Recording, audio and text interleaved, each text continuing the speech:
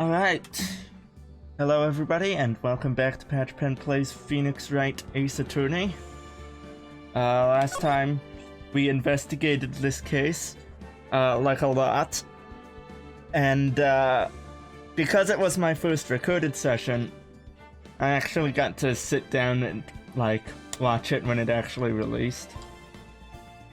I mean, I could do that with my other ones too, because they're published, but I haven't.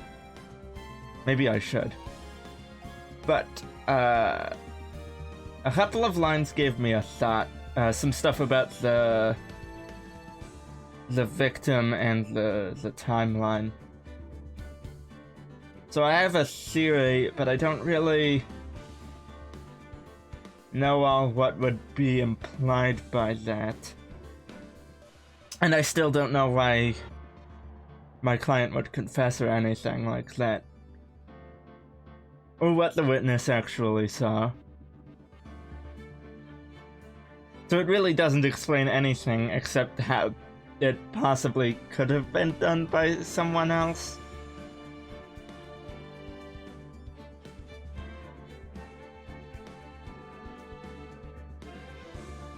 It's kind of shaky. Anyway, that having been said, this one's going to be... If this one is as long as the previous one, I'm going to split it in half. The reason I didn't with the last one is because I was premiering it in a couple of hours, and like, when I made a change, it took a while to process it, and if I did another change to split it up for a reasonable length, it wouldn't have been able to release when I wanted it to.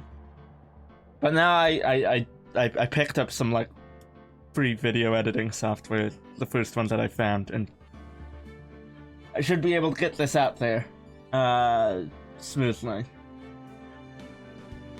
But yeah, that's where I'm at. Let's get into this.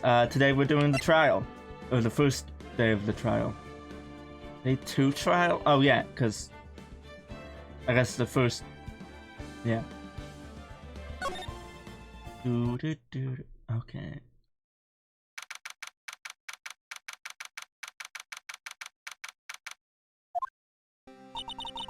How did the investigation go yesterday, Mr. Wright? Frankly, there are still a lot of gray areas. Or rather, the whole thing is one big gray area. Don't worry about me, no matter what the outcome. I'm ready to accept my fate. I believe in you, sis.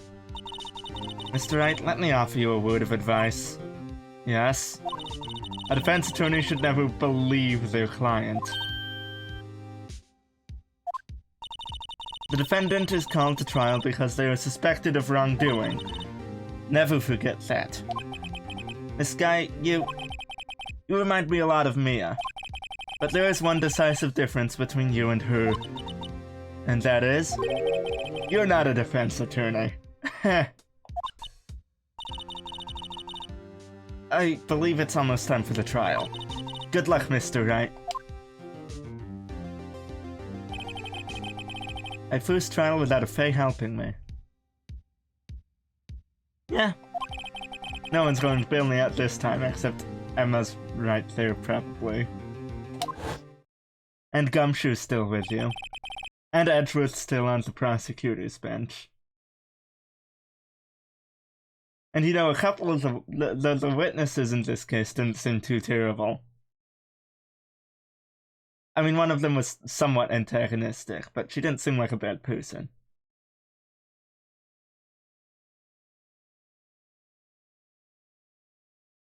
So, I mean, yeah, there's definitely a ton of characters that could bail us out of something terrible, if things go south. I'll be alone in there, so I have to discover the truth all by myself. Am I not going... Let's do it, Mr. Wright. I'll be with you the whole way. Yeah, so much for that.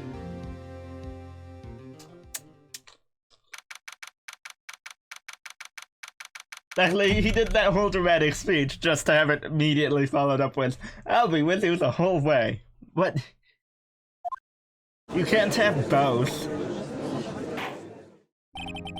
Court is now in session for the trial of Miss Lana Skye. The defense is ready, Your Honor. The prosecution has been ready for a while, Your Honor. Edgeworth. It's been 2 months, but I haven't been in a courtroom since his trial. I hope that personal feelings will not be a part of the proceedings today, Mr. Wright. I will choose the path I think is right, regardless of what those around me might say.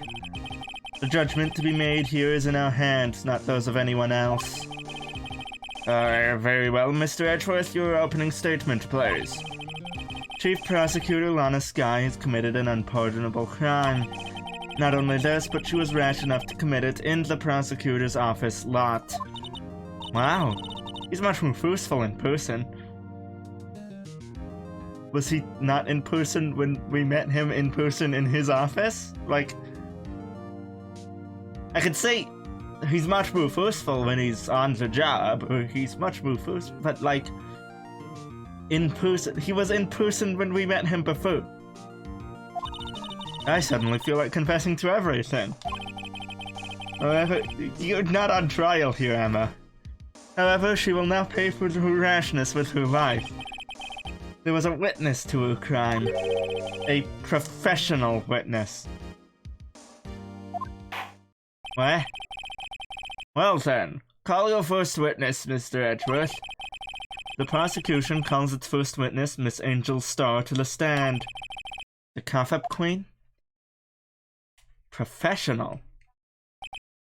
Haven't I seen you somewhere? You ordered the caviar lunch, right? Oh, caviar! I've never eaten caviar before. The judge is really wolfing it down. Ah, and for you, I have a fiesta bowl. Thanks? Will the witness state her name and profession? Ah, and you, sir. Did you order the fingerprint lunchbox? It is too early for lunch. Your name and profession, please.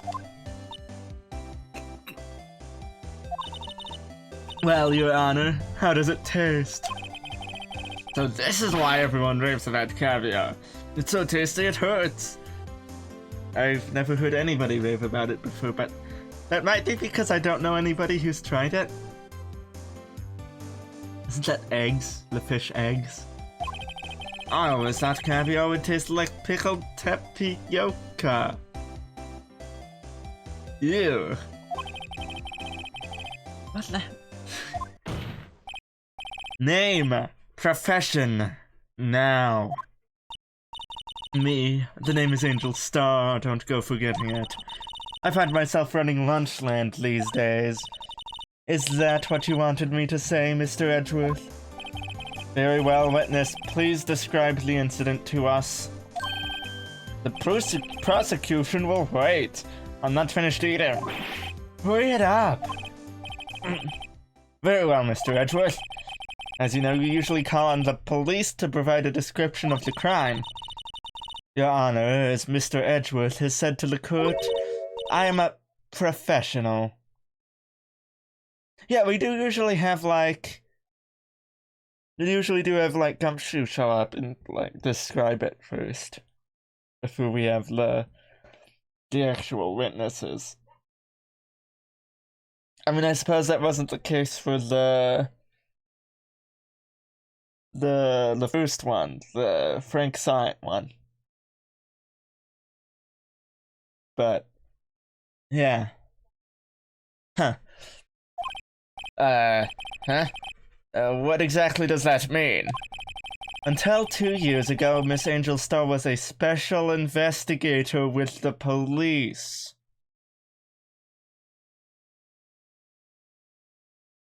Okay. That probably... She was a first-rate homicide detective. Yeah, that probably has something to do with some things. What? What? Miss Starr was a detective? Aha! I know who you are. Cough-up? Cough-up Queen Angel Starr, Your Honor. Long time no see.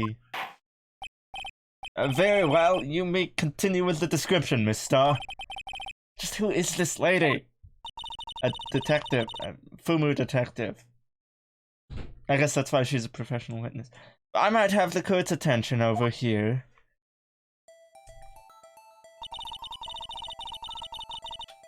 Parking lot at the prosecutor's office is divided into 2 blocks. A block is for the prosecutor's office personnel. Okay, so not just the prosecutors. It sounds like. But people who do work in the building. B block is for visitors and clients. A chain divider separates the 2 blocks. I suppose that's to keep visitors from taking up prosecutors' spaces. Oh, I suppose that's to keep visitors from taking up prosecutors' spaces, yes? The crime took place by a car in the back of A block in the car's trunk. The killer stabbed the victim with this knife and went to drive the body out. Unfortunately for her, there was a witness, and an arrest was made on the spot. And who was this valiant witness? Why, it was me, Your Honor. Talking about floor plans added to the court record. Witness, did you see the very moment of the crime? Of course, Your Honor. Immediately after that, I apprehended the chief prosecutor. Seems rather cut and dry, doesn't it? Well, Mr. Wright, I can't agree on principle, Your Honor. Seems that some poor losers are unwilling to accept the truth, Your Honor. Shall I proceed to crush what little hope they have remaining? If you can, then give them your worst, Miss Star. Wait, are they talking about me? I think so. Yeah. Somehow, I always knew a day like this would come. I was on my way to deliver a lunchbox to my boyfriend when I sensed something. Perhaps it was my finely honed detective's intuition at work. Through the wire fence, I saw the chief prosecutor standing next to a garish car. The chief prosecutor was holding a knife in her right hand. Then she thrust the pointy tip of the knife into Detective Goodman's chest.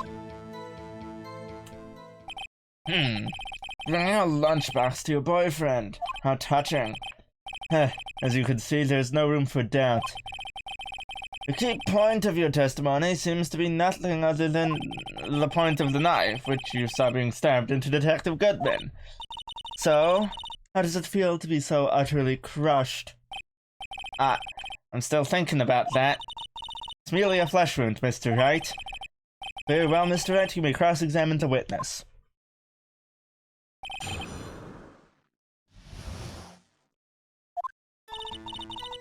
Okay, there's no way this line yields anything. How did you know? I respect the prosecutor's basic abhorrence of crime, yet their methods are ugly and twisted. Twisted methods will always lead to tragedy. The lunch lady's uninformed decision is duly a decision. The lunch lady's uninformed opinion is duly noted, given that they are used to erasing inconvenient evidence at their whim. Killing off a detective that knew too much is merely an extension of that. I would like to ask further about that statement. Miss Star, do you have something personal against prosecutors? I felt that I had found my dream job when I became an investigator. And if I hadn't been laid off by those prosecutors over there, I'd still be one. Laid off? She was fired. To me, prosecutors are nothing more than worms. That said, I'm a pro, as you know. My testimony is unbiased and flawless. Very well, you may continue, Miss Star.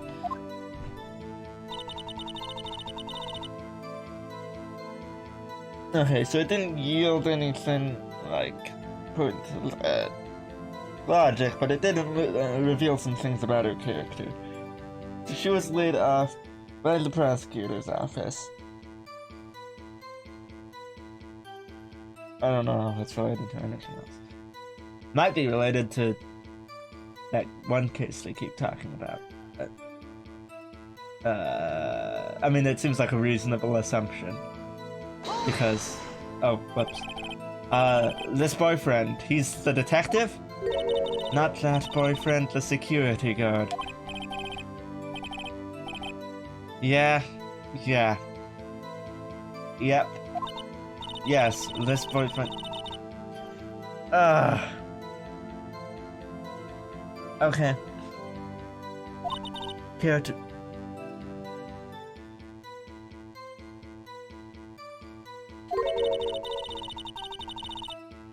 Wow.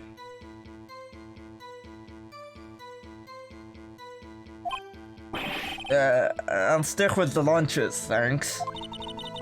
Note to self, the judge had to think before replying. The security guard room is in the lot in A block. It's up on the second level, so you can see everything from there. That would be the room with the security sign. Incidentally, did you bring your lunchboxes by car? Since I'm a visitor now, I park in B block. So she was in B block when she witnessed the crime.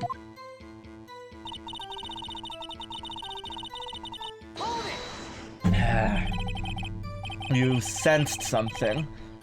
So you're saying you had a premonition of the murder. It felt like... how do you say... oh yes. It was like the feeling you get when you view a pumpkin chock full of seeds. Hungry? I have no idea what that means. Speaking of a detective's intuition, wasn't the victim Mr. Bruce Goodman also a detective?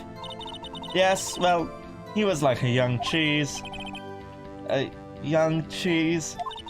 A pale white cheese, not yet tangy. Tangy? Is it a soft G? Whatever, with experience on the streets. A greenhorn. And I must be hard-yellowed and sharp as a tack. Yeah, with the odor of an old trees to match. In any case, there in the lot, I felt something stirring in the back of my mind. Through the wire fence, I saw the chief prosecutor standing next to a garish car. By garish car, you mean... Mr. Edgeworth's car, yes.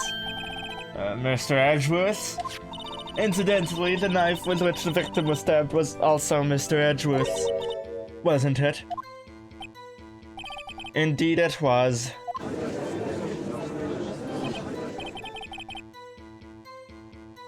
What an odd case this is.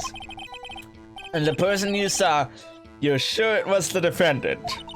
I saw her from no further than 30 feet away. I am certain it was her. If she's telling the truth, we're doomed. Let's just do what we can. Even if we don't have any proof, we can always nitpick. Witness, in your testimony, you clearly stated the following. Prosecutors are nothing more than worms. Ergo, you are a biased witness. You might want to keep those silly opinions to yourself in the future, rookie. Rookie. Unless you're willing to risk the consequences of doubting me. I'll fry you like a fritter. Crispy on the outside, chewy on the inside. That was inspiring. I believe I've heard that tagline elsewhere. You could cry plagiarism? I may be relegated to the lowly post of lunch lady, but my instincts are honed. Photograph. You took this? The moment I witnessed the crime, my reflexes took over and snap. I took a picture. In fact, one of my lunchboxes is rigged with a camera. I suppose that's more exciting than just hanging it around your neck. Witness? Why am I only seeing this photograph just now? You think I'd show it to you, a prosecutor? Think again. My boyfriend works in the photography division of criminal affairs. Well, this most certainly is the defendant. Uh-oh. That is unmistakably Lana Sky. So what was the defendant doing at the time? The chief prosecutor was holding a knife in her right hand. Tell me more about this knife that the suspect was carrying. Well, I'd say the blade was about 4 inches long. Is that right, Mr. Edgeworth? It is your knife, after all. Yes, that's about right. Prosecutors are by nature well versed in the location of a man's vital organs. So are detectives. Homicide detectives. I'm sure it was easier than boiling an egg for my egg salad surprise set. You can't testify as to her ability to kill an egg. I mean, a person. Perhaps a chicken salad set would have been a better metaphor. So the defendant was holding a knife. What then? Then, she thrust the pointy tip of the knife into Detective Goodman's chest. Tell the court why you didn't try to stop this crime. You did see her raise the knife to strike, no? Her defense has a point.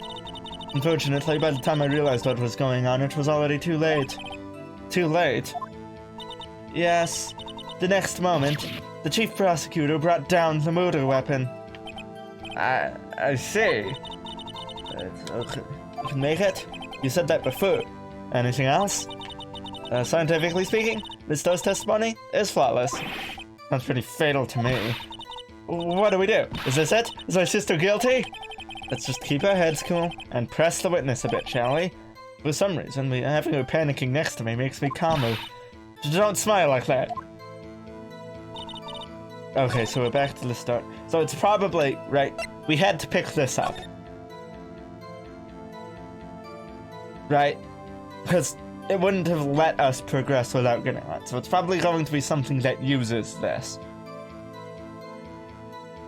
She's bloody. She's wearing gloves.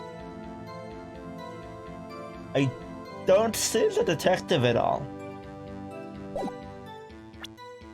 Maybe that's it? You don't see the detective in the image? Oh, pfft.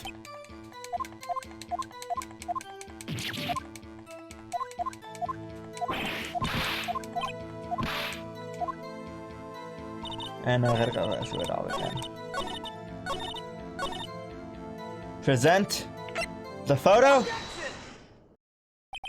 And you witnessed this. You saw Miss Guy stab the victim with the knife. As I've already said, yes. I swear it on my finest salmon swirl lunch. I'm sure that is a fine lunch. But, isn't that odd? Look at this photograph. This is the photograph you took of the very moment of the crime, is it not? Then why is Miss Guy not holding a knife? Sure. I mean, my thing was, why can't you see the victim? I mean, it's clearly after the murder, because, like, it's not. She's already covered in blood, so it's... I mean, that seems like the more reasonable thing to question. Ahem. Mr. Edgeworth, your thoughts? Objection. That had to be the weakest objection ever, Edgeworth. Yet it was still stronger than your ever feeble mind, Mr. Wright. What do you mean, Mr. Edgeworth? This photograph was not taken the moment before the stabbing. This was taken the moment after the stabbing. Objection! And how can you tell? Phoenix, look at the photograph. Blood splatter. Huh? See the dark crimson stains, and it is a black and white photo, but I mean... But it's a black... Yeah, okay. Yes, it is hard to tell, but this could be blood. Well, Mr. Wright, I see no problem here. No problem, except you. Mr. Wright, are you going to sit there and take that kind of abuse? You got a better idea? So there's another objection, right? There's no reason not to. It might get me damaged. I don't know. Wait, that contradicts what the witness said in her testimony.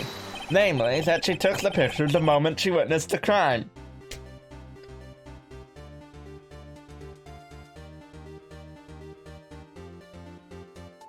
It's a moment isn't a term that is usually regarded with specificity. I think I saw somewhere that it's like supposedly 90 seconds or something, but I don't remember where I saw that, and honestly, nobody uses it to mean that with that degree of specificity. Like, the moment could include after it. Well, it seems I was slightly unclear. My apologies. That's it? If you run out of lunch, you order seconds. Problem solved. If you don't like it, try ordering the jumbo-sized lunch from the get-go. Good advice. I'm not sure I understood it, but good advice. I didn't have time to stop her. Prosecutor Sky was cold, calculating, like a robot. I mean, she clearly appears cold in this image. She killed without pain or remorse. It was a premeditated murder. Oh, wait!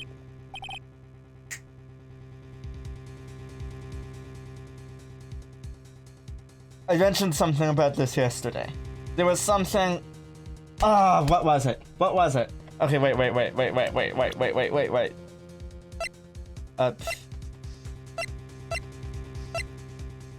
Oh. Usually in Edgewood's toolbox, which was in the trunk. Okay, yeah, that was it. Look at the chief prosecutor's hands in that photograph. Well, those gloves? Surgical gloves made of thin rubber, most likely. Why would she have those on? Were they found at the crime scene? She was arrested right there. They should have been submitted into evidence, or at least found. Why wouldn't they? If it was not premeditated, she would not be wearing those gloves.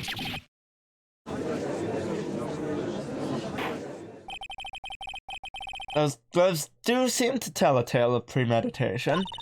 Premeditated murder, a serious offense. Witness, add this to your testimony. Alright. I got this. Boom. Boop. Nope.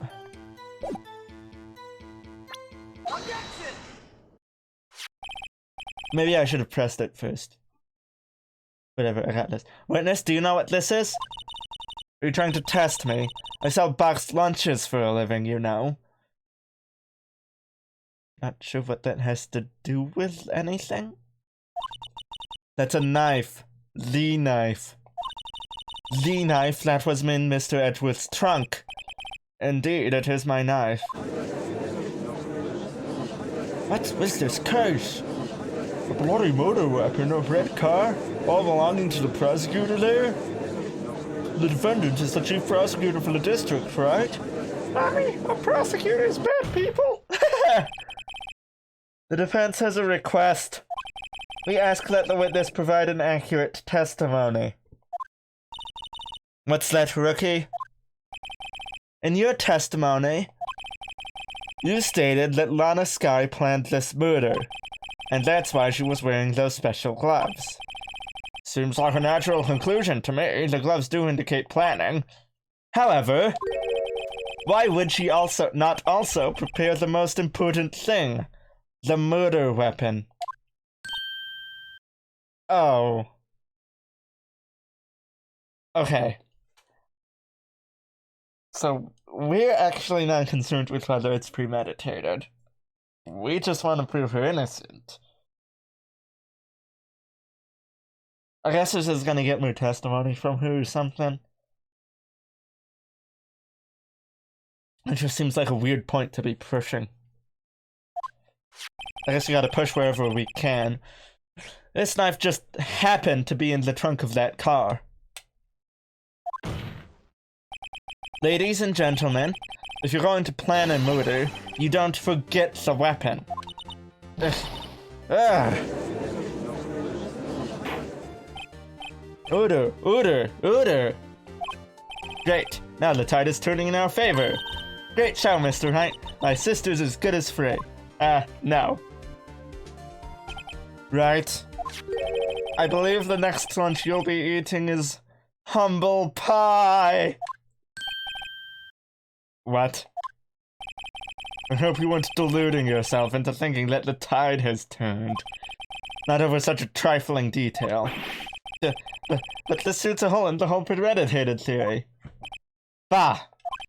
The prosecution could care less if it was premeditated or not. The only one who seems to care is that lunch lady over there. Don't antagonize her, that's gonna cost you. The defendant, Lana Skye, murdered a detective with a knife. That is the only thing the prosecution need prove. Nothing else. Very good, Mr. Prosecutor. I suppose you think you're clever now. But you know as well as I do that she planned on killing him. It was planned. If it wasn't, why would she have been wearing... I believe I'd like to hear your testimony again. Witness, please tell us only what you saw, not what you thought.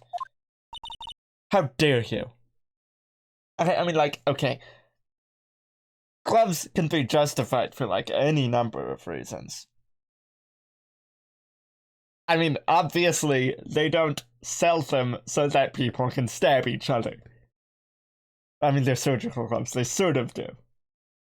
But they're probably surgical gloves, according to... Seems like they weren't found on the scene, which is weird. But yeah, they're probably... If they were surgical gloves, then they sort of do exist to stab people with, because that's what surgeons do. But you get what I mean. They don't exist to do murders with. There are other reasons to wear them. So I mean, yeah, that whole thing was kind of shaky from the start. How dare you? My powers of deduction are not to be underestimated. In other words, she's not going to stop doing what she thought. Works for us. Really now. Gives us more to press on. Angel's deduction. More footholds. Lana Skye intended to murder Detective Good...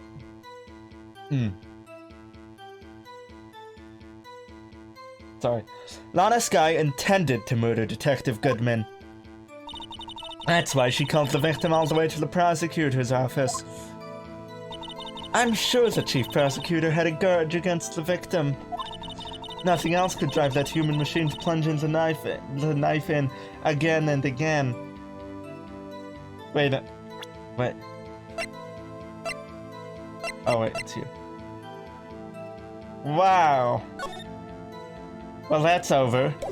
I suppose I should still press. Oh, that's it. The victim was summoned to the police department from the police department to the prosecutor's office. Allegedly. It does sound like a lot like premeditation, doesn't it? If I order a pizza, does that mean I'm planning to kill the delivery boy? No, but it does mean that if you do wind up, the delivery boy does wind up dead by your hands, you probably planned it.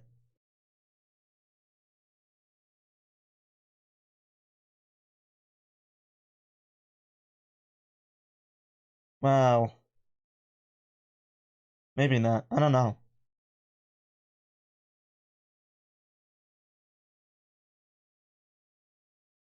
I do hear that, like, pizza delivery is, like, one of the highest risk jobs. Like, they get shot at a lot. And stuff. I'm not sure how accurate that statistic is. I probably heard it, like, just on the internet somewhere, but... I don't know, it's interesting to think about anyway. More important things to do right now, I suppose. In any case, the defense may now cross-examine the witness. Alright, I already know exactly what the hole in this is.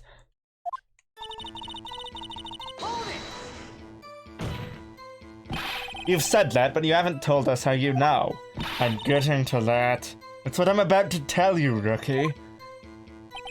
I believe what she just said was a mere prelude to the story she's about to tell. Try not to interrupt her again. Rookie. Never interrupt a storyteller. It's like pulling a bun out of the oven half-baked. Something is half-baked here, alright, and it's you. Try not to confuse the defense witness. They're not very quick on their feet. Now why did you believe the suspect had... Okay, rude. Now why do you believe the suspect had intentions to murder the victim?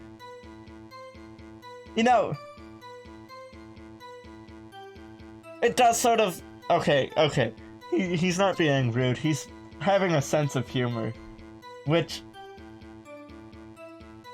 I don't much remember him having before. So I guess that's like character development. Like... something he's sort of grown into these past couple of months. It's interesting.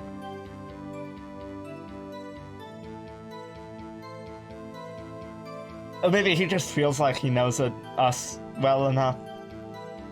Where he knows we won't take that sort of thing personally.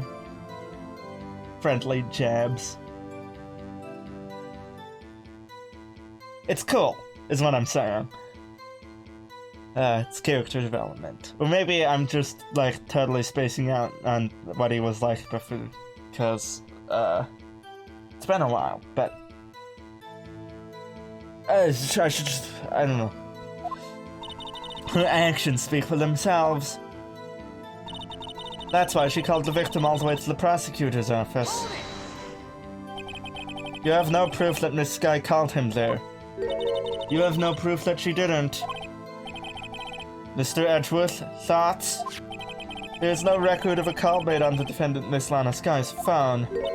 She might have written him a letter. Come on, you could have tried public phone first at least. What year was this?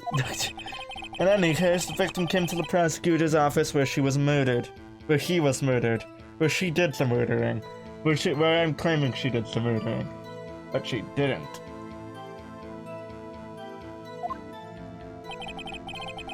I'm sure you had a reason to be there. Witness? Why do you think it was the suspect who summoned the victim that day?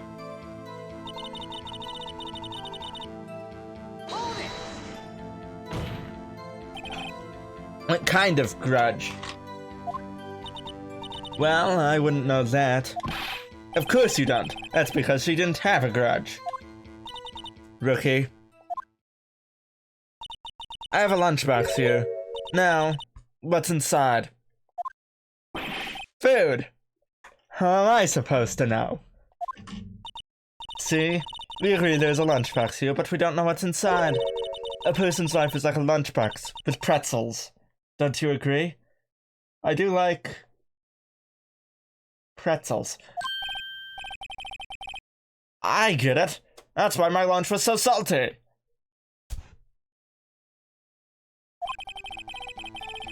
This judge isn't very good with metaphors. The suspect had a grudge against Detective Goodman. Will you tell us your basis for thinking this? It's simple. Nothing else could drive that human machine to plunge the knife in again and again. A human machine? That's a It's a meta- You're not very good with metaphors. Is this... No, it's metaphor. Objection! Or maybe just a figure of speech. I'm not even sure it's a metaphor. It's metaphorical. Please, can't you find fault with something of substance? Right? Note to self. Mr. Edgeworth's size smell like There's no way you're close enough to notice that. You say again and again. How many times did she stab him exactly? We often say chop it to 1,000 pieces, but we don't actually mean 1,000 pieces. What difference does it make if the deed is done? How come she's getting mad at me? Let's just say she stabbed him several times and leave it at that. Except she didn't. Mr. Wright, you should speak up if you have an objection, you know. Miss Stars turned out to be as short-tempered as she looked when we met her. Challenging her abilities as a detective really set her off. The short wick burns out the fastest. It's a scientific fact. Short wick burns out the fastest. I guess we're saying she has a short fuse? That's what that metaphor means? I wonder, wouldn't it depend on the size of the candle? I mean, add more wax and even a really short wick will burn longer. There has to be an upper limit, though.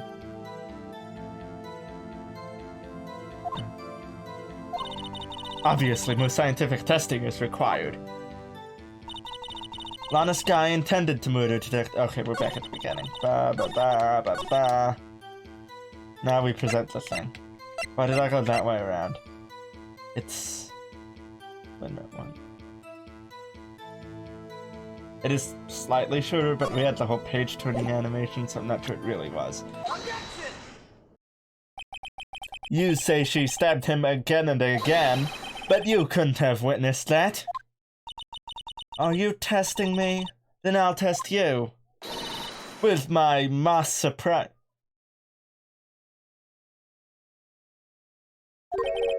I'm afraid the mouse is growing under our feet as we wait, Miss Star. Oh, what do you mean? I shouldn't have to explain this, but take a look. Wait, this is our objection. The autopsy report states that death was due to a loss of blood from one stab wound. Haha! You're right! Good show. What? What about my objection? No one noticed? Well, witness? You got the crime scene set, right? Is that just ketchup? Like, just ketchup on rice?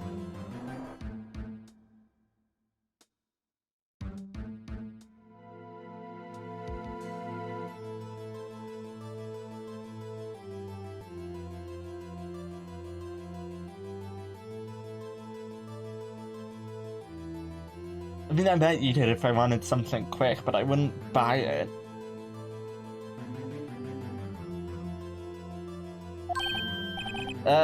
Oh, thanks. I always believed that no one could ever mistake ketchup for blood, but now I realize that such mistakes are possible. So, you're saying you mistook something for blood? When she lifted her knife, I thought I saw blood at her breast. Splattered blood from her victim. That's why I thought she must have stabbed him at least twice. Then tell us what you saw that you thought was blood. Testify. Well, if she didn't recognize it, like if she thought it was something else, she didn't recognize it. If she didn't recognize it, she's not going to be able to testify about it.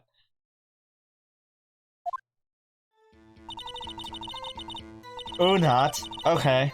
Her red muffler looked like blood to me. That's how ghastly the whole scene was. Her red muffler? Yes, like a scarf. The chief prosecutor always wears one around her neck. So she can be most easily hanged at a moment's notice, I suppose. She's right. It would allow you to hang her quickly. Miss Sky was wearing a red scarf, wasn't she? But wait. Isn't it odd that you mistook that for splattered blood? Well, people often mistake my beard for a bib. A judge with a bib. That's why this place feels so much like kindergarten. Sometimes. Kindergarten. Actually, I do think I saw some traces of blood on her chest.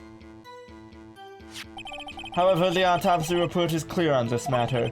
There was only one knife wound. Apparently, Miss Star isn't entirely sure of her own testimony. Mr. Wright, this is our chance. Transfer what, I wonder? Miss Stars turned out to be as short-tempered as she looked when we were at her. Challenging her abilities as a detect. Okay, we went through all of this already.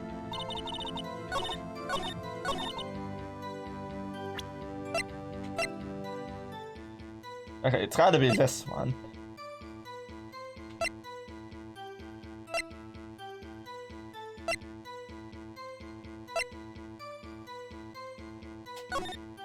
Definitely.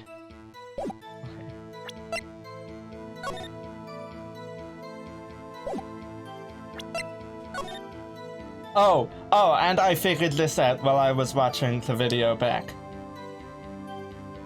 At least I think I did. I mean, it's got a stylistic choice, and one of the elements, if you think about it, that one of the elements sounds pretty similar to something from the previous case.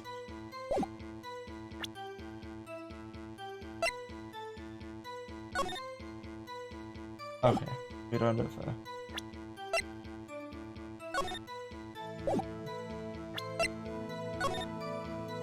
Oh! Well, okay then. That's it, right there. Hello. Miss Star, I demand an explanation. The witness is clearly not suited for detective. Edgeworth, antagonizing her is not working for you. What? The suspect was not wearing a scarf. Oop.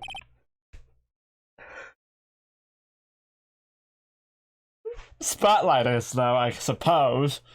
So the suspect was not wearing a scarf or muffler of any kind when she stabbed the victim.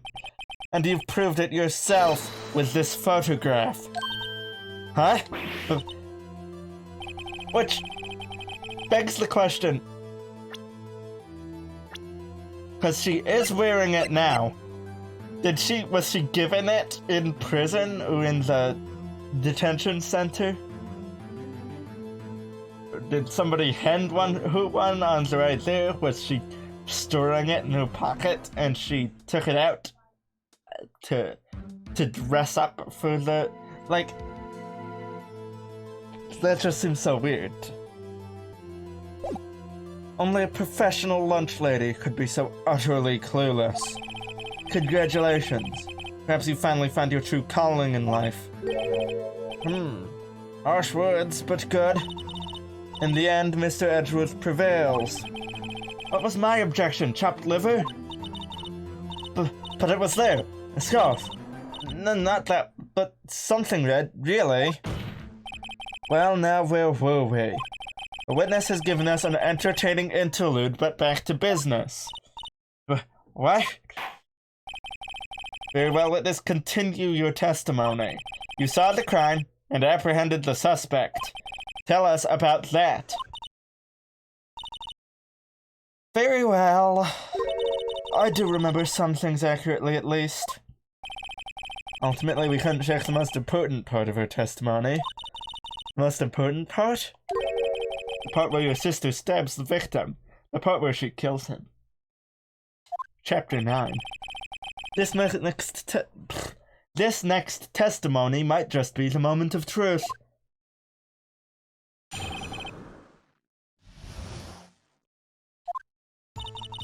After the murder, the suspect attempted to run behind a partition off to her side. I quickly caught her, explained her rights to her, and arrested her on the spot. Ah, yes, when I arrested her, she mentioned the muffler. That doesn't work if you're using it as a justification for something you thought you saw. That doesn't work. That's what had me confused. Also, the prosecutor isn't concerned with that. We're literally just using it to squeeze you from your testimony. You do realize that, right?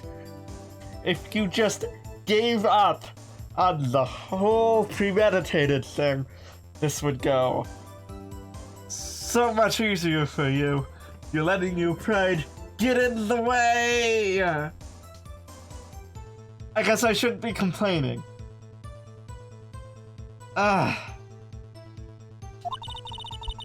The chief prosecutor made to escape, but against Angel's star, resistance is futile.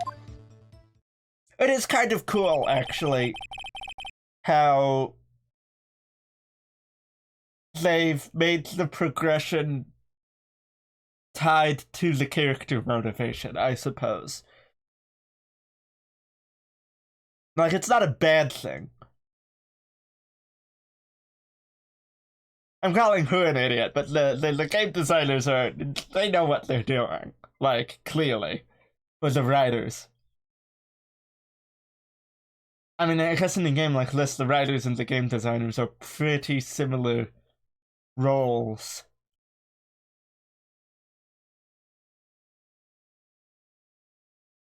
Or at least, maybe you have like a top level story, like, designer, and then like lower level, like doing the particular, like the actual lines and stuff.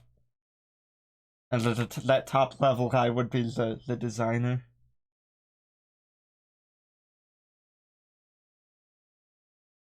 Or maybe I sound like a total idiot to actual like game designers right now because like I have no clue about most things in the industry and I'm just making things up as I go. But that's what I'm imagining. You are quite determined about this scarf thing, aren't you? I strike like a snake and bite like a cobra. Those sound like the same thing? That's me, Angel Star. It wasn't a very good metaphor. First of all, a cobra is a kind of snake? Don't bother me with details unless you want to get bitten! No thanks. Note to self, Mr. Wright is weak against poisonous snake bites. The chief prosecutor tried to resist, but her efforts were in vain. She knocked my hands aside, kicked over an oil drum. An oil drum? Hard to imagine. Oh, she's beautiful, but deadly. A predator, this one. A leopard woman. Very well, Mr. Wright, your cross-examination, if you will. Apprehending the suspect.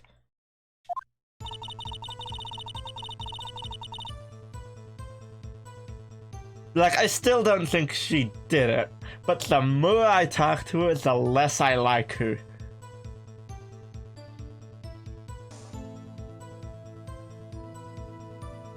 But it's not a she's a bad character.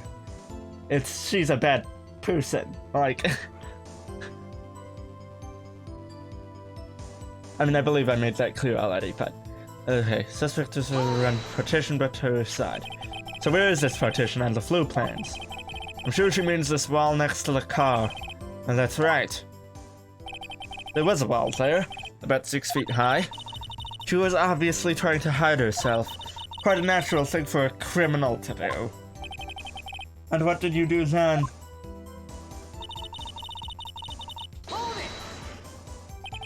You say quickly. Were you close to the suspect? As I just... I was only 30 feet away from her the whole time.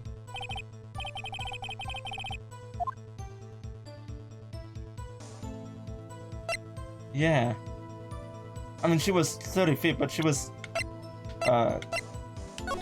behind the... wire thing.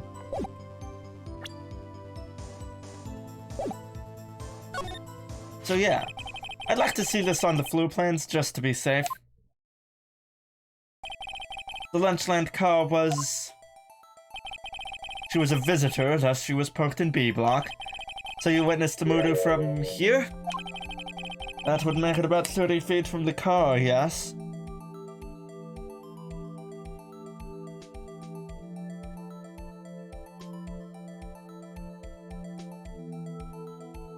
What's that way? Like other cars? I mean, I guess... Like, did she approach because she saw something going on? I don't know. And then, like... I don't know. Is that correct, Miss Star? Yes, that's right. But there was a chain link fence in front of you. I went over it, of course. Amazing! The car felt clean. Lunch lady athlete, indeed. It would have taken her a little time to climb over the fence, so she couldn't have gotten to my sister that fast. Yeah, that fence was about 9 feet. Yeah. So how did Miss Sky not get away?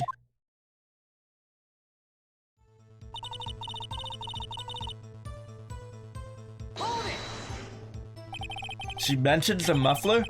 What exactly did she say? Oh yeah, that's a good point. If I remembered exactly, I would have told you in my testimony. Cheeky. Anyway, all I heard her say was the word muffler. Convenient.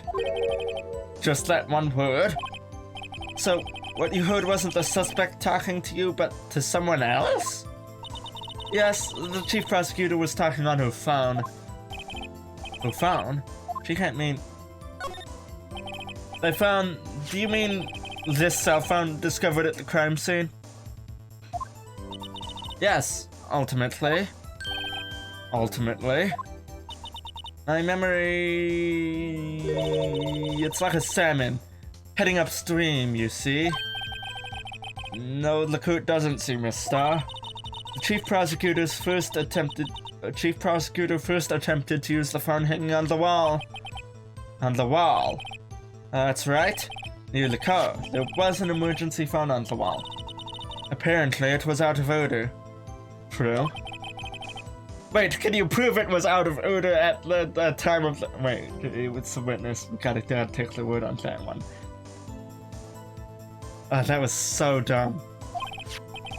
Indeed, the emergency phone was out of order that day. Good witnessing, witness. Good witnessing? Whatever happened to good testifying? You should of course add this to your testimony. The things I do to please this rookie defense attorney. I saw it all. How she tried the phone on the wall but had to use her cell instead. To call Emma.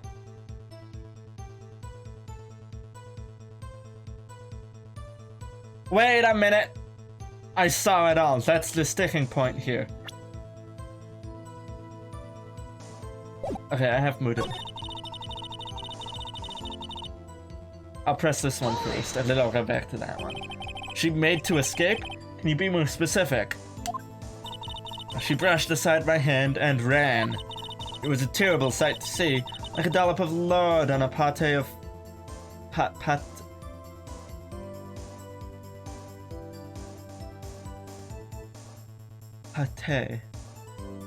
I think that's just literally plate in like...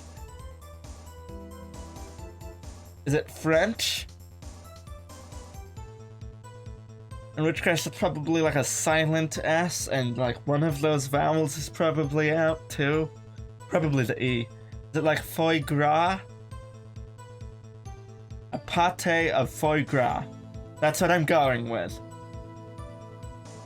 If I'm incorrect, I mean, be nice about it, but you can like tell me, I guess. I don't know. Or don't.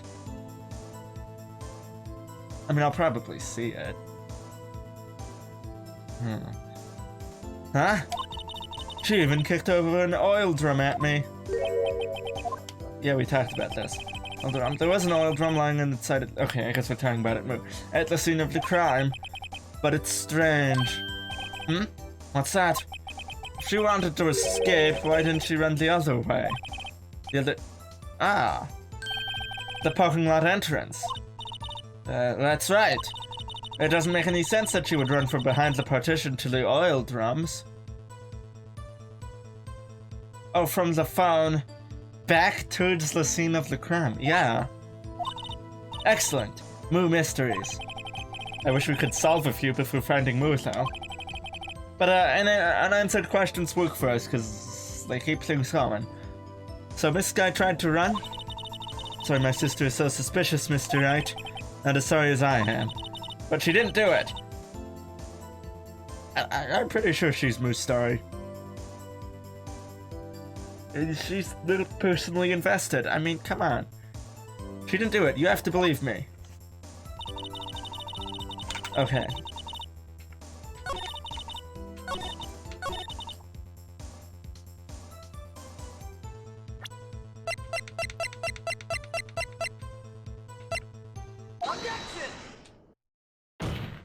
Yeah! Miss Star, I have to conclude that you have a personal grudge against Miss Lana Sky. Are you gonna take it again? The witness is a former detective. Her testimony is unmarred by personal bias. Oh no, you didn't actually notice this one. Good. Well, who would have thought you would be my knight in shining armor prosecutor? You know, you who, together with the chief prosecutor, kicked me out 2 years ago. Oh wow, she has a personal grudge against both sides here. Well, Miss Star, this is a fatal contradiction with your testimony. Wait a minute, if that is related to the case 2 years ago, then Edgeworth is also related to that case. Which is interesting. Are we finally going to get a glimpse into some of the actual, like, darker things he's done? Because I don't think we've actually, like, ran into any actual, like... When we were confronting him, he never actually ran into any, like, forged evidence or anything like that.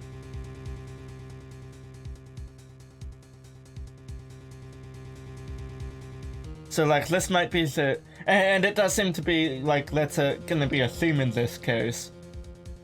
Given that it's been brought up more than a couple times. So it seems like... maybe this is our opportunity to glimpse into his actual, regrets and more about how he's grown. This is a fatal contradiction with your testimony. How do you explain this? I don't know what you're talking about. Mess with me, and I'll make you cough it all up. Ahem. Let's look at the floor plans. You said you witnessed the crime from this point? However, if that's true, you couldn't possibly have seen Miss Sky making that phone call. I believe you see what I'm getting at. That emergency phone was on the back side of this partition. If indeed you were in B-Block, you couldn't have seen it. Wah! Order, what is the meaning of this? It's simple, Your Honor. She's not coughing up lunch. She's coughing up lies. That's quite a claim, Mr. Wright. Perhaps you will allow me a question. Tell us exactly what lie the witness has told the court.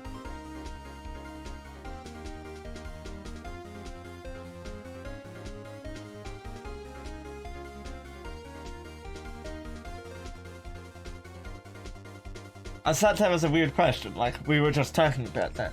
But, like, actually it is an interesting... Okay, so, like... Okay, well, you know what, let's see what the options are. Here's where the counterattack begins. I can't afford to get this wrong. The witness lied about what she saw, where she saw it, the order of events.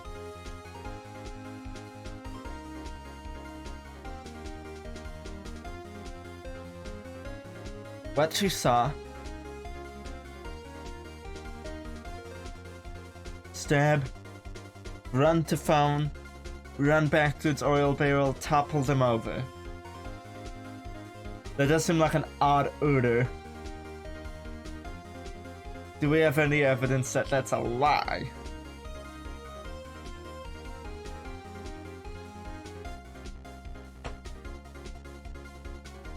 Well, where else? Okay, let's look about this.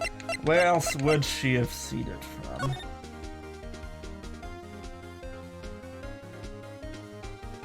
Oh no! She clearly saw it from there because she took the photo. So it's not where she saw it. What she saw seems too easy.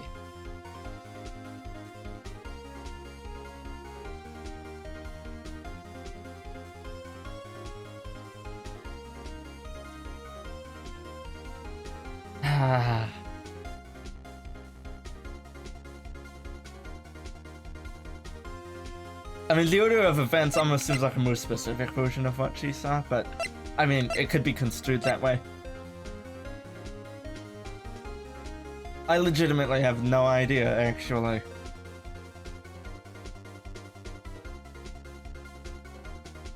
Okay, well, it's not this one, because she took the photo. So she clearly saw it from where she's claiming. I mean, it's not this one. Or it's this one or this one. Why would she lie?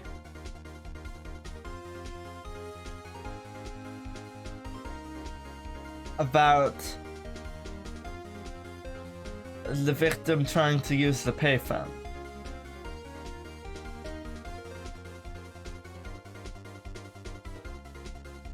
So it has to be the order of events, right? She climbs the fence.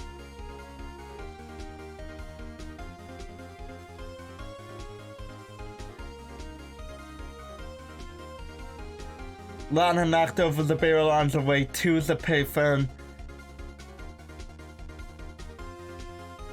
And,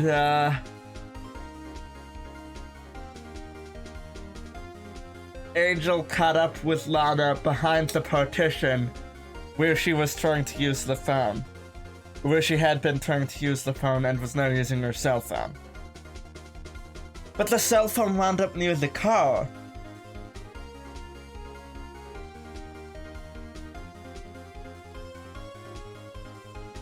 I am so confused.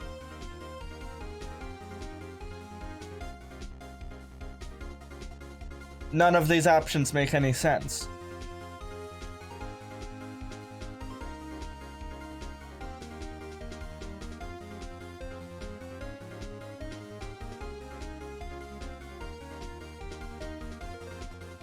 Okay, we did specifically highlight how it was weird that she would run back towards the barrels. So, this one seems like the most reasonable answer. Like the one the game is pointing towards. She lied about the order of events. This guy used that emergency phone before. No, because that Angel still wouldn't have been able to see it in that case. I see. I hadn't thought of that. That took the wind out of her. No, it didn't. This is wrong. Mr. Wright, I hate to bother you while you're celebrating your victory. Why would anyone use the emergency phone before the murder? Huh? Just when you think he can't sink any lower, he amazes us. I applaud you, Mr. Wright. You ordered the orange peel lunchbox, right? I guess that teaches me not to get excited before the evidence. What? One more try. I see it in your eyes. You haven't learned your lesson, have you? Tell us exactly what lie the witness has told the court. Okay. Well, it's clearly not where she saw it, cause she did take the photo. And if it's not the order of events, then it's what she saw. That about what she saw. In other words, she didn't see Miss Sky using that emergency phone. It does seem hard to imagine how she could have. Very logical. Is this not right either? It's where she's... But she had the photo! What's the matter, Star? Cat got your lunchbox? Mr. Wright, I hate to bother you while you're celebrating your victory, but why would Miss Star lie like that? Why would she say that my sister tried to use the phone but failed? It doesn't make any sense. Why lie about something so insignificant? Oh. Maybe she really did see her try to use the emergency phone. There's no room for doubt here. What? Tui on rice. Right, and I thought you had something there. What?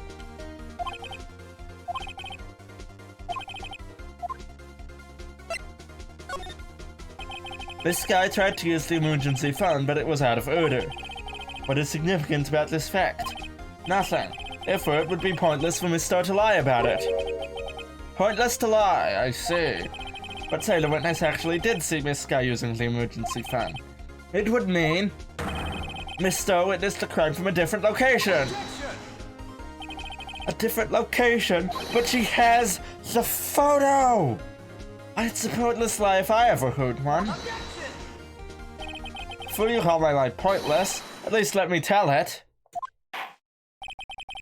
Let me ask a question to our clever wordsmith, Mr. Wright. Just where was the witness when she saw the crime?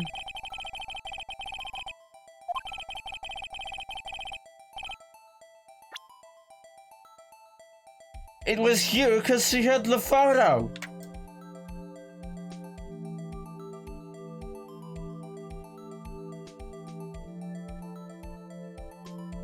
Like, what? Okay, I'm just gonna have to forget about the photo for a second. Where did she see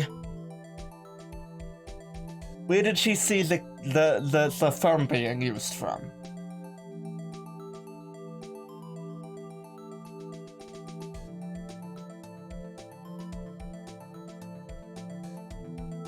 I'm gonna guess the security room, because, like, it doesn't make sense that she would have been in this area. This doesn't make any sense, though. Oh, I can slide. I don't think I'm supposed to. Take that! This is the only place where she could have been. The security guard room? Indeed, the security guard room in the underground parking lot is well positioned. It is built on the second floor, so you can see the entire lot.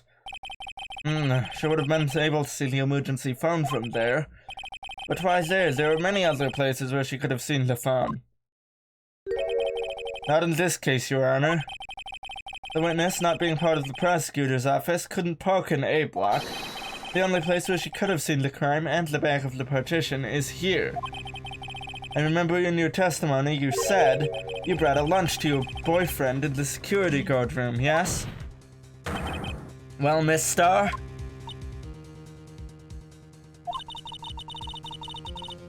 How many years have I been getting the better of men to think that the tables could be turned? Today a man has gotten the better of Angel Star. Order! Order! Witness!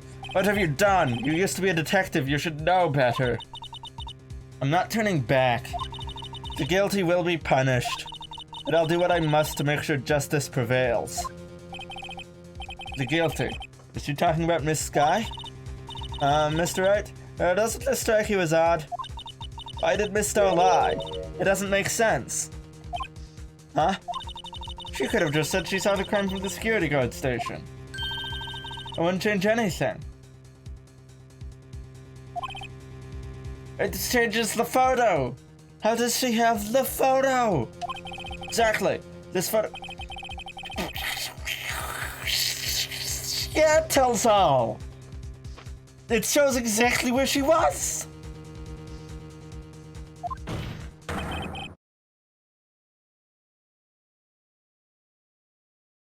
Objection! It still stands. I disagree, Mr. Edgeworth. What? The witness is found to be lying. They're guilty of perjury. She knows this. She wouldn't risk that without a good reason. So tell us what her reason was, Mr. Wright. Huh? Me? Who else? Her? Mr. Wright, let's review what we know. Like... Have her testify it, or threaten to have her testimony, like, thrown out.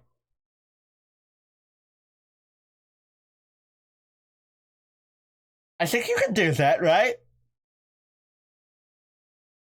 Give us a plausible explanation of your throwing out your testimony. Mr. Wright, let's review what we know. Miss Star witnessed the crime from the security guard station, but she lied and said she saw it from B block. Even though she was clearly in B block, she had the photo. I don't understand this. It must make a vital difference, but what? What would change?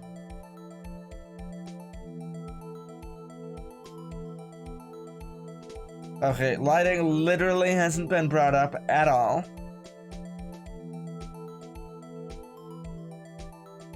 We use the angle of view to get here. So it would be distance? Wait. Wait a minute, let me look at the map.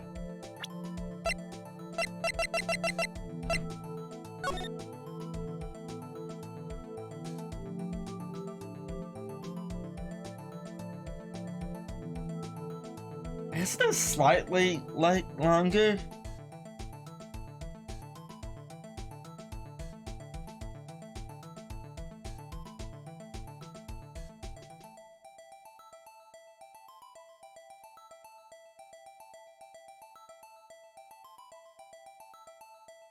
Wait a minute. No!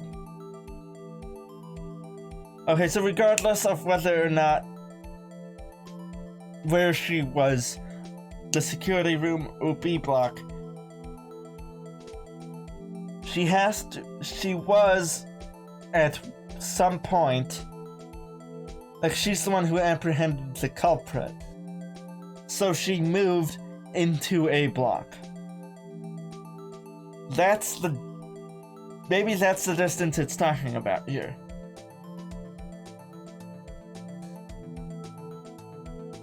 Oh!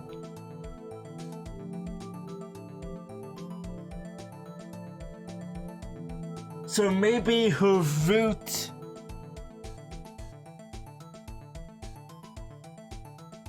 Wait, no, that would change the order of events. She would have seen the phone, then taken the photo if she went all the way around or through it, over something, I don't have the surrounding rooms, into B block from the security room. But that would have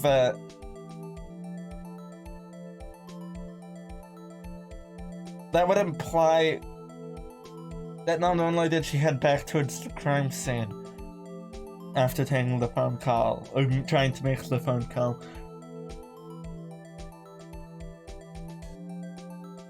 Okay, I think the only one that makes sense here is distance. I'm gonna go with distance. I'm not exactly sure. My head is hurting. This has me so confused right now. It changes the distance between her and the scene of the crime. My condolences, Mr. Wright, but one look at the floor plans and it's quite clear. The distance between the scene of the crime and the guard station is 30 feet. I don't see how that would change what she could see. What she saw is not in question here. What matters is the time it would take her to reach the scene of the crime.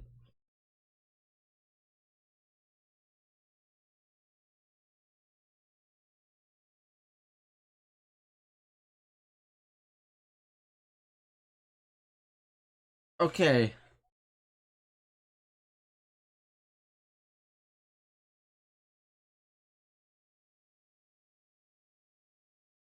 She was in B block. She took the photo. Instead of climbing the fence, for some reason she went around to the guard station. Wait a minute. Why is there not a guard who's witnessed this? Like an actual security guard in the security guard station? Her boyfriend, presumably. Alright. Regardless. She went around to the security guard station where she saw the phone being used.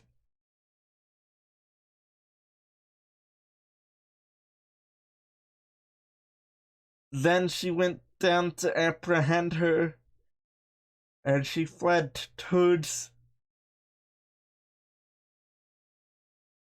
the vehicle.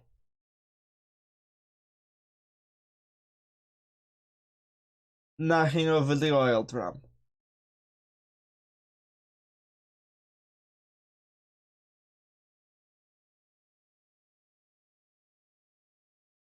And then was apprehended while trying to make another phone call to Emma.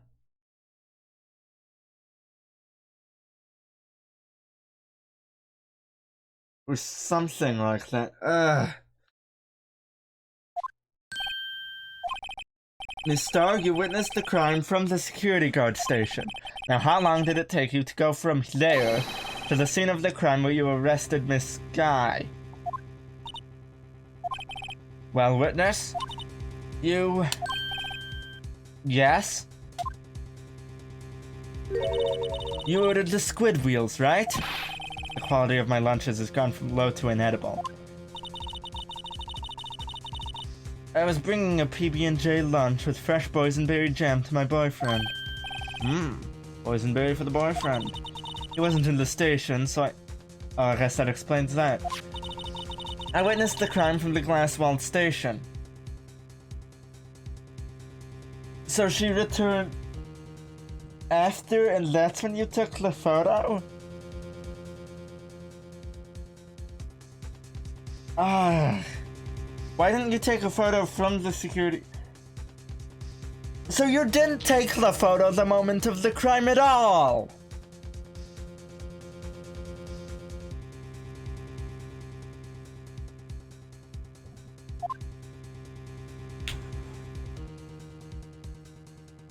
I really dislike this character. Before I knew what I was doing, I found myself running towards the scene, but the door was locked. I couldn't even open it. Oh, now it's showing the surrounding halls.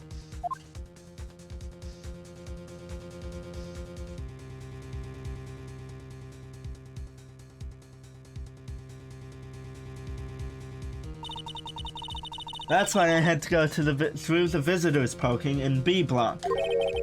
That's quite a detour.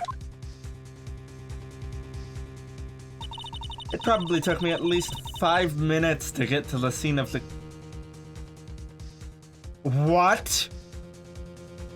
Are you kidding me?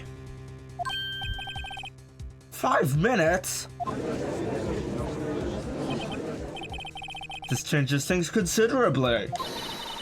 But it was that woman over there in the defendant's chair who stabbed him.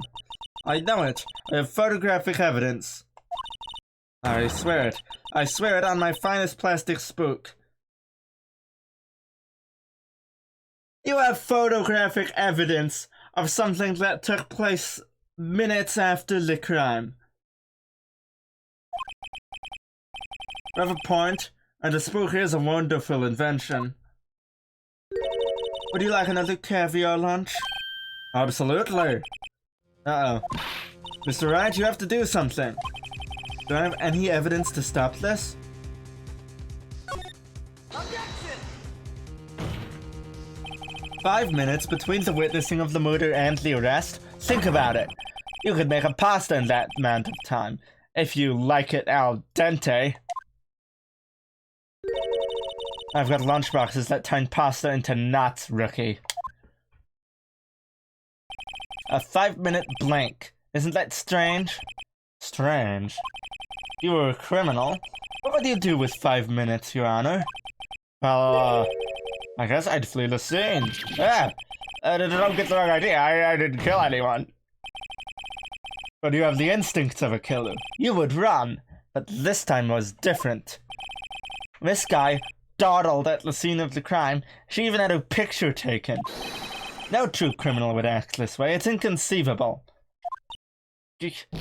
Yeah.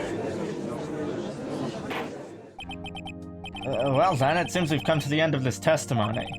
The witness has a grudge against the defendant and a blank in her testimony. Mr. Edgeworth is the next witness ready to go. Unfortunately, I appear to have overestimated this witness on account of her professional history. We did it. We screwed that can shut, Mr. Wright. That was too close. Oh, I'm afraid that the Cough-Up Queen has been dethroned. And with that, court is adjourned.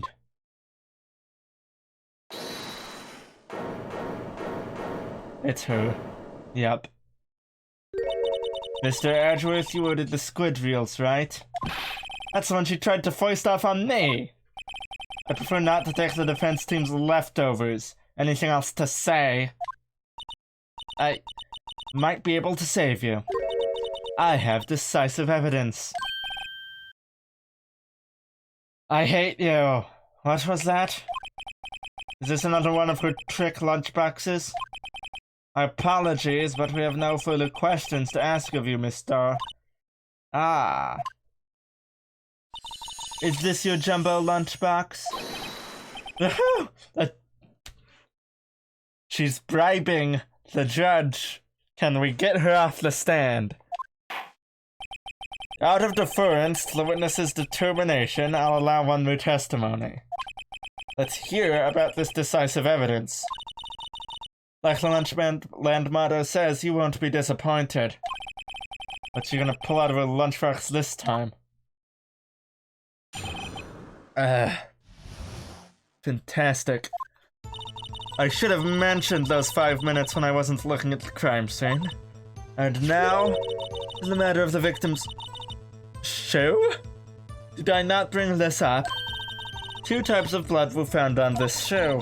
One was of course the victim's, and the other blood type matched that of the defendant, Miss Lana Skye. The shoe proves it. It's flawless, decisive evidence.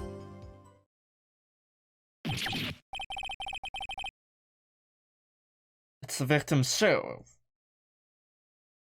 I don't... What does it prove? Try Launchline for all your launch and decisive evidence needs. Witness, what's the meaning of this? Why is this the first time I've heard of this evidence? Simple. As I've already said, I don't trust you with evidence, Mr. Edgeworth. That's why I took the liberty of investigating this myself. And you had blood tests performed. Didn't I mention? I have In any case, Your Honor, I cannot accept this as evidence. What? You must know the 2 rules of evidence law. Rule 1, no evidence shall be shown without the approval of the police department. I imagine if she has friends in forensics, they're part of the police department and would give approval. What's rule 2? In other words, this shoe is illegal evidence. At least for the time being. Okay, now it's not. She just stated why it wasn't. What are the other rules?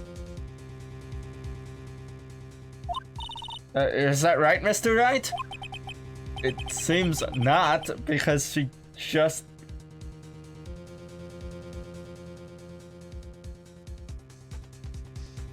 I mean, fine, whatever. It seems so. Mr. Edgeworth sure is celebrating. I probably just don't know something. Not so fast, Mr. Edgeworth. Don't forget, I used to be a detective. As I mentioned previously, this shoe has already been tested by a member of the forensics department. And as you can see, it was approved by the police department as of today. Even the general public can produce official evidence, Mr. Edgeworth. Are there other rules? I assumed because you said it's rule 1 that there were other rules. Is that right, Mr. Wright? Seems so. And speaking of which, have we ever gotten any of the evidence we've collected approved by the police department? Edgeworth is looking pretty sullen. You could at least study some evidence law, really. Prosecution's complaints notwithstanding, it appears that this evidence satisfies the first rule of evidence law. What are the other rules? However, it seems you have yet another count against you, witness. Anything to ensure the guilty are properly judged. But what does it prove? Like, okay. It proves that he was stabbed.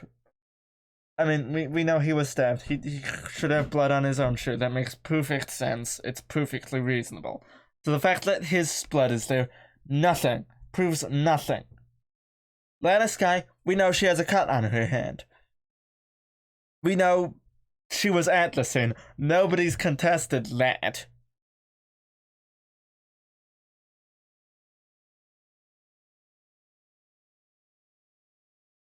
So all it proves is that she bled while she was there.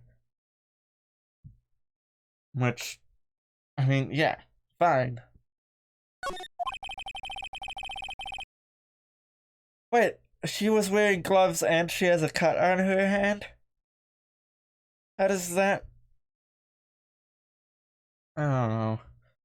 Very well, Mr. Wright, you may cross-examine the witness.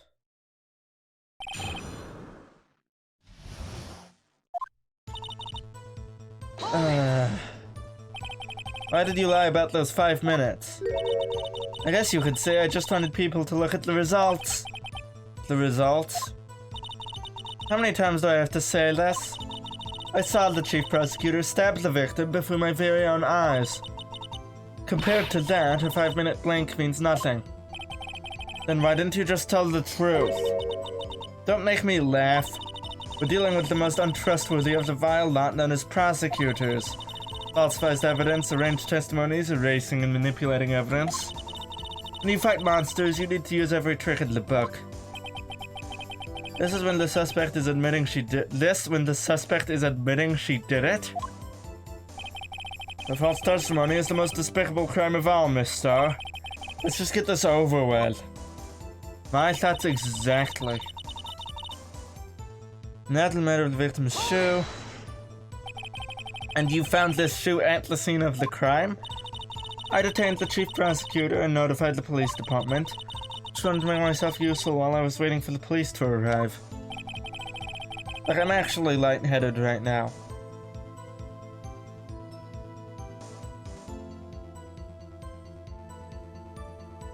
This case just has me so... tilted.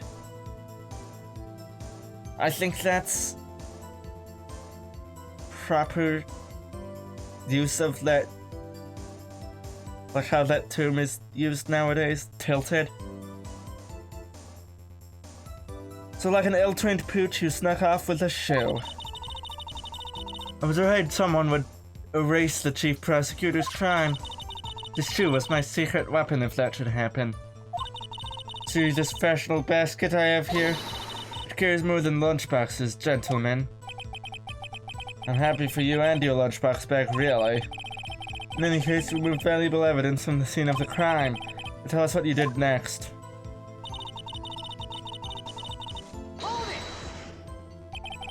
So you brought it to the forensics department. You're going to submit something as evidence in court you needed approved. To do that, evidence must be analyzed by a forensics expert. And she got away with a little coup because she used to be a detective. That shoe does appear to have bloodstains on it. Well, the man was stabbed after all. And that blood belonged to the victim, Detective Goodman. As I said, there were 2 types of blood found on the shoe. The other blood type was that of the defendant, Miss Lana Sky. You can't say for sure this blood belonged to the defendant with a blood test. Yes, they can? You claim to know something about blood tests, Rookie? Huh? Well, speak up.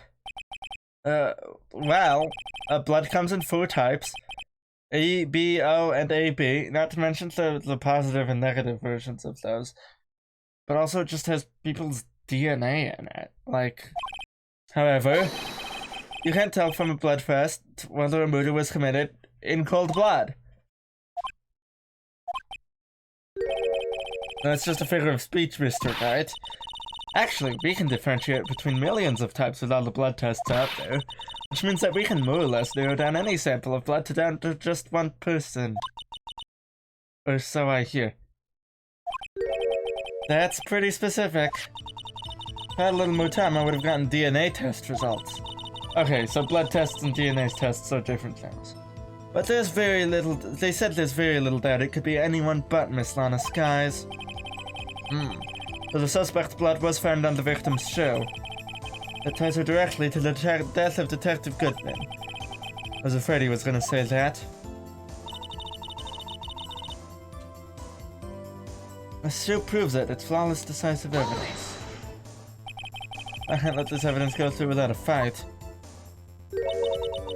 You ordered the peppered fish guts, right? Some like it hot, Mr. Wright. Some like your client. She's in hot enough water to make a whole vat of soup. Mr. Wright, do you or don't you have a problem with this shoe? A problem? This is critical. Is there a problem with the victim's shoe? Sure there's a problem. I don't know what it is, but like, sure, we'll say it. If I'm not imagining things, I'd say there is one critical problem with this evidence. A clear contradiction. That gleam in your eyes. You're still young, rookie. I'd give you a peppered fish gut now. But you can take the heat, could you? To what Mr. Wright has to say. What is contradictory about the victim's shoe? Show us the problem with this evidence. Oh, anything in it?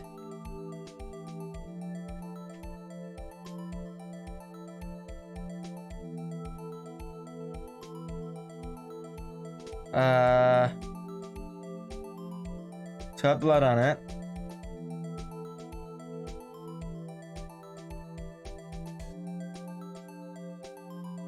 I guess it doesn't make a ton of sense for it to be on the bottom. Especially, it's not around the bottom. It's just on it. Like if it was, so it looks like they stepped in it.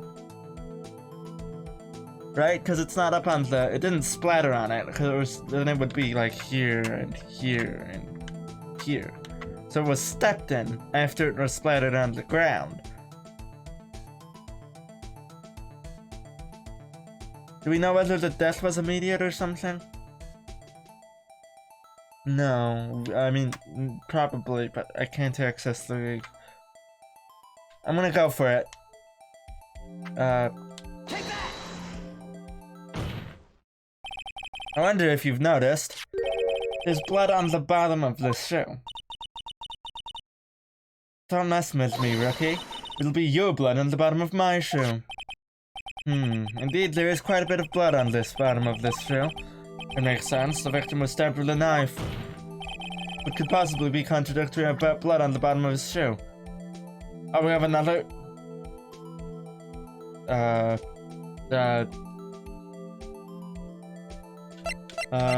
assume... probably the photo, right? Oh, there isn't any on the ground.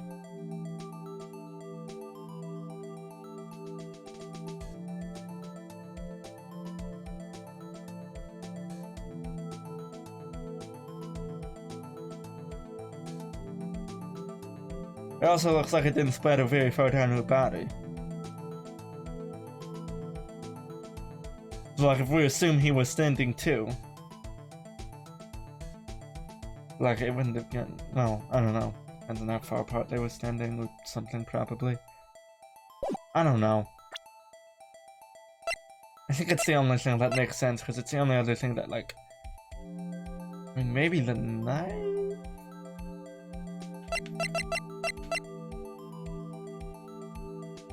Traces of victim's blood. Oh, but it's not traces of her blood, but I don't see what that has to do with the fact that it's not on the bottom. But that it is on the bottom. I'm gonna go with this. Take that! Problem lies in the footprint. The footprint? Now that the bottom of the victim's shoe is covered in blood. Then, isn't it strange? Why weren't any bloody footprints found by the scene of the crime? Aha! As you can see, there were no traces of any such footprints found at the scene of the crime. That contradicts your claim about this shoe. This picture only shows part of the floor, so there could have been bloody footprints. And where are they, Mr. Edgeworth? Because we checked the scene and found nothing of the sort. Order. Well, with this... What? Huh? Great going, Mr. Wright, but it's true that the lack of a footprint is a contradiction. But then we have to ask why there wasn't a footprint. Oh. That's true, there has to be a reason why there wasn't a footprint. Think, Mr. Wright, think. I don't know why it's not there. I'm just good at finding contradictions. What? I see. Now I get it. Get what? Our witness is more devious than I gave her credit for. We were hoodwinked till the very end. But she slipped. There was one vital hint to the truth in her testimony. What are you talking about? Think back to when she told us about apprehending the suspect. Chief prosecutor tried to resist, but her efforts were in vain. She knocked my hands aside, kicked over and oiled. Oh, she's beautiful but deadly, a predator, this one. What? I thought that was a strange thing for the normally cool-headed chief to do. No kidding. Now, witness, allow me to ask a very simple question. This oil drum, was it empty? Huh? Oh, that, Not sure I like your attitude, Mr. Edgeworth. Though apparently you're not the slowest conveyor in the belt in the lunchbox factory. Witness? Oh, well, was the oil drum empty? What is that? Sometime carried over the prosecutor was brimming with water. Water? What does that mean?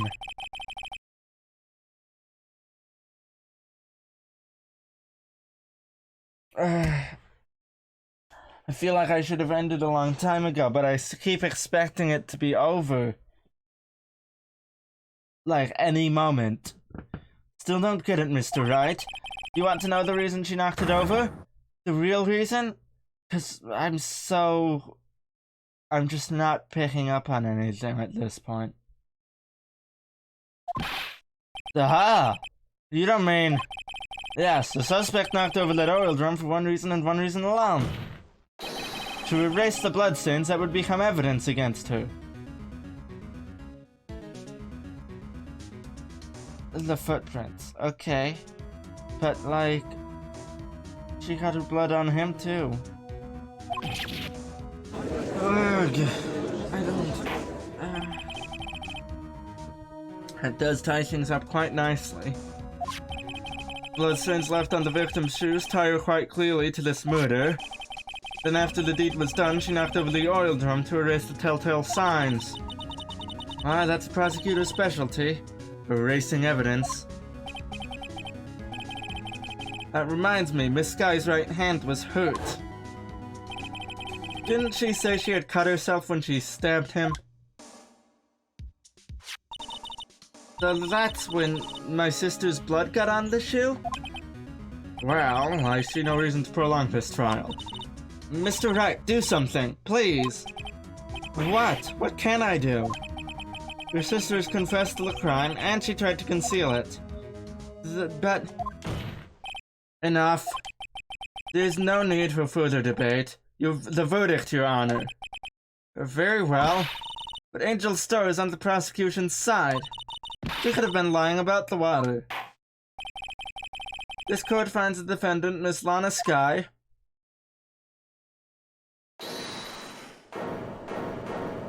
Emma? No? Little girl? What did you just say? Me? You say that I, Angel Starr, was on the prosecution's side? Well, yeah, you are. You're saying my sister hid evidence by erasing the bloody footprints. Well... I thought you had your fill, but here you are demanding a second helping. Another lunchbox. A lunchbox called evidence.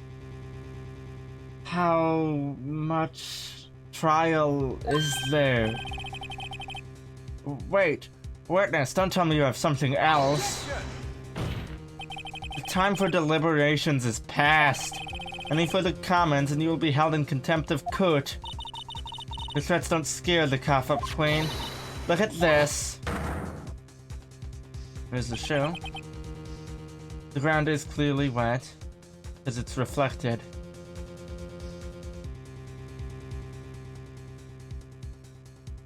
What is that?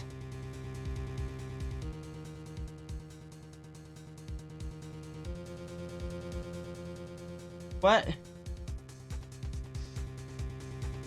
What is it? Okay, okay. I can't bring up a cursor. Wait, no, I can. I can. Okay, I got my cursor up. What is that?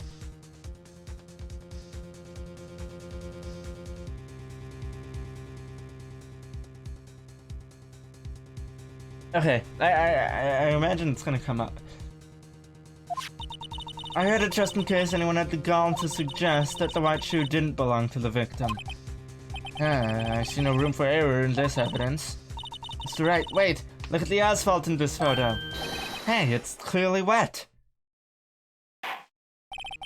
Erasing the last trace of doubt from the court's mind. Immediately after the murder, the crime scene was washed with water. I'm sorry, Mr. Wright. Guess I couldn't help after all. It's not your fault. I knew I couldn't win this case from the beginning. And it seems that this is what your sister wanted anyway.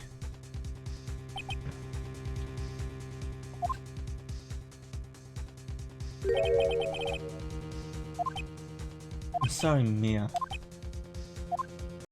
Right? Wet or not, don't be so quick to throw in the towel. Get it? Wet towel? Yeah.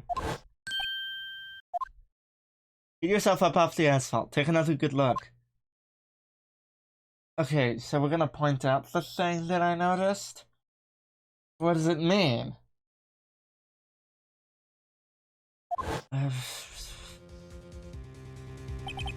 This is the last piece of evidence. Very well. This time I'd like to declare a verdict for good. Objection! Yep. Your Honor, wait. What is it with you people? Can't I hand down my verdicts in peace anymore? Whatever it is, can it wait? No, it can't. Then it'll be too late. Look at this photograph. It's the last one submitted. This trial isn't over until we give each piece of evidence proper consideration. So, right? Are you saying there's a problem with this latest piece of evidence?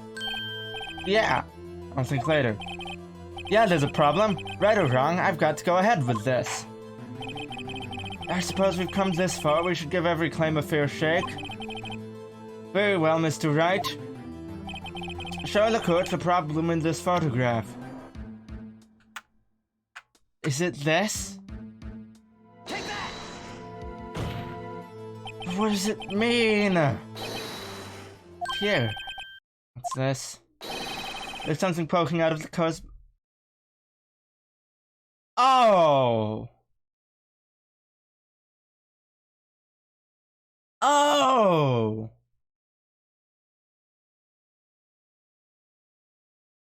Well, I'm still not sure what it means, but we could prove it's related. Wait just a moment, Mr. Edgeworth. Your Honor, you just said muffler. However, I see no trace of a muffler or scarf of any kind in this photograph. A muffler is also part of a car or motorcycle, Your Honor. Just think of it as part of the exhaust system. A pipe. An exhaust pipe, if you will. Ah, I see, and I see. What's that suspicious looking cloth sticking out of the car's muffler? Maybe it is a muffler, if it's a cloth. So what if there's something sticking out of the muffler? What does that have to do with this case? Nothing. Absolutely nothing. Sorry, Miss Starr, but it's not going to be that easy. In fact, you've already told us why this is important to the case. You've said as much in your testimony. What? Let's see what Mr. Wright has on his mind. Tell us why you think this piece of cloth in the muffler is related to this case. With evidence?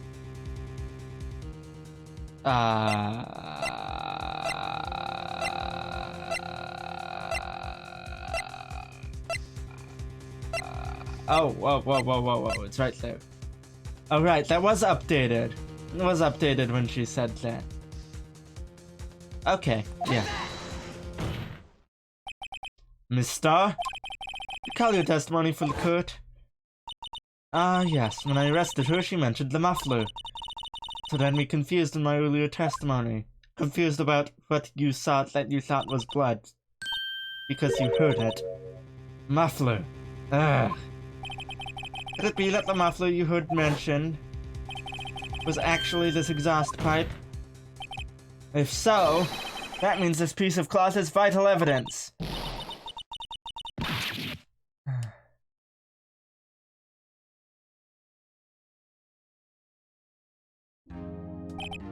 Well, it seems we will have to suspend the proceedings. Suspend? I find myself wondering about that piece of cloth. If we leave any question unanswered here, we do a disservice to the law. Have the car at the scene inspected at once and bring me that cloth. The verdict will wait until after we've seen all the evidence. Agreed? I suppose so. Ugh, that was close, but we made it. At least for now. This court will adjourn for a recess.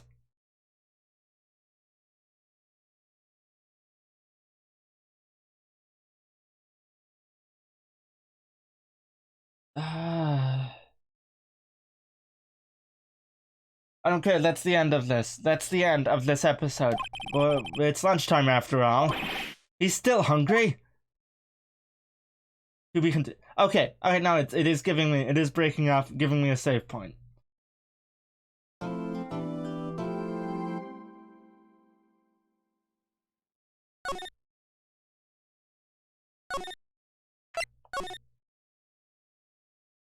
Day 2 trial ladder? We're gonna have a whole other episode of trials after this? How much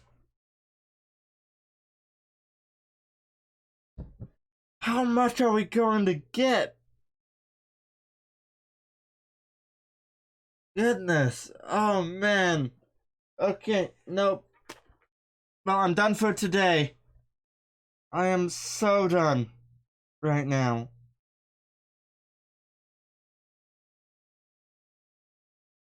Ugh.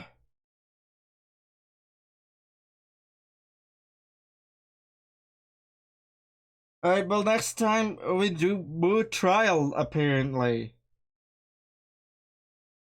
Oh boy. It's something.